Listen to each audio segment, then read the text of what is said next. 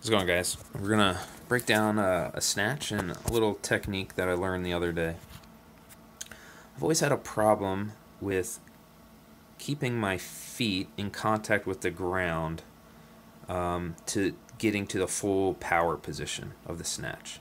So the first pull's alright. Once I get to that second pull, that bar comes away from me a little bit, and my feet, I come off of my heels a little bit, and I never get to that full power position. So in that power position, I want my feet on the ground, and I want a vertical torso, or a relatively vertical torso.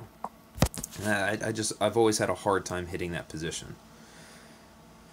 So decent power snatch on that first one. Now, on the second one, what I'm doing is I'm focusing on pulling the bar back into me, especially in the second pull. So the first pull doesn't really change. It's riding up the shins, and now this is where I really start focusing. I want the bar to physically ride up my legs.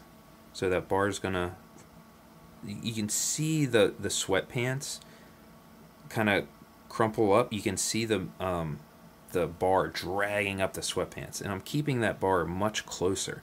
And now you're going to see I actually hit that power position, or I get much closer. This is the closest I've ever been to hitting that full power position.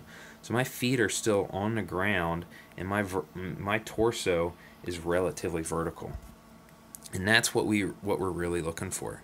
If we go back to the first snatch, it's not a bad snatch at all. I keep that bar relatively close to me. But remember, it's all relative. That is relatively close, but for my snatch ability, it needs to be closer in order to hit my full potential. So you can see in that second pull, it's not really, it's close to my legs, but it's not on my legs. It's not as close as it could be.